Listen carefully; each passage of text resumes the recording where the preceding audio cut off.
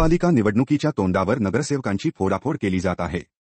शिंदेंच्या सेनेने ठाकरे गटाच्या नगरसेवकांना लक्ष्य केले आहे, तर भाजपने इतर पक्षाचे नगरसेवक फोडण्यावर भर दिला आहे।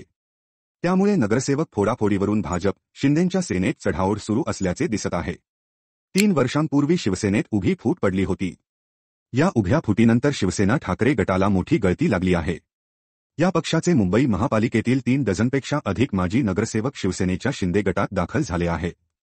आगामी महापालिका निवडणुकीच्या पार्श्वभूमीवर विरोधी पक्षातील माजी नगरसेवक सत्ताधारी शिवसेना शिंदे पक्षात प्रवेश करीत आहेत, तर भाजपने काँग्रेससह इतर पक्षातील नगरसेवक सोबत घेत मुंबई महापालिका ताब्यात घेण्याची रणनीती आखली आहे।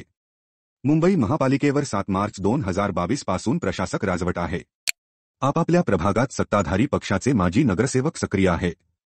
विकास निधीतून त्यांच्या प्रभागात कामे सुरू आहेत, मात्र विरोधी पक्षातील माजी नगरसेवकांना कामच उरलेले नाही।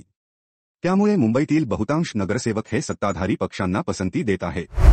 राजकारणात टिकून राहण्यासाठी सत्तेशिवाय पर्याय नसल्याचे माजी नगरसेवकांना वाटू लागले आहे। सत्ताधाऱ्यांशी संबंधित राहिल्यास पक्षातील महत्त्वाचे पद, मागेपुढे निवडणुकीत तिकीट मिळू शकेल, विकासकामांसाठी निधी आणि राजकीय महत्त्व वाढेल, सत्तेचा थेट लाभ मिळेल, असे माजी नगरसेवकांना वाटत आहे।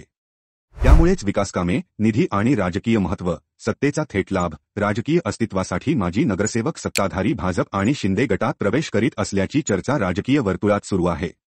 गेल्या काही दिवसापासून विरोधी नगरसेवकांची कामे ठप्प आहेत। त्यांना प्रभागात काम करता येत नाही, निधी त्यांच्याकडे नाही। त्यामुळे त्यांची चलबिचल सुरू झाली आहे। आतापर्यंत विविध पक्षांच्या सुमारे 80 माजी नगरसेवकांनी शिंदे यांच्या पक्षात, तर काही भाजपमध्ये दाखल झाले असल्याचे सांगण्यात आले। विधानसभेत महायुतीने दणदणीत विजय संपादन केला आहे। त्यामुळे भाजपचा आत्मविश्वास वाढला आहे।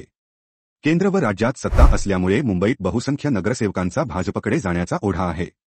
जे थेट भाजपमध्ये जाऊ शकत नाहीत, ते शिंदे गटाकडे जात आहेत। राज्यातील विधानसभा निवडणुकीत पराभव स्वीकारावा लागल्यानंतर उद्धव ठाकरे यांनी मुंबई महापालिका निवडणुकीला प्राधान्य दिले आहे। त्यांच्याकडील माजी नगरसेवकांना प्रलोभने दाखविली जात आहेत, मात्र त्यांना रोखण्यात आणि विश्वास देण्यात उद्धव ठाकरे कमी पडत असल्याचे दिसत आहे।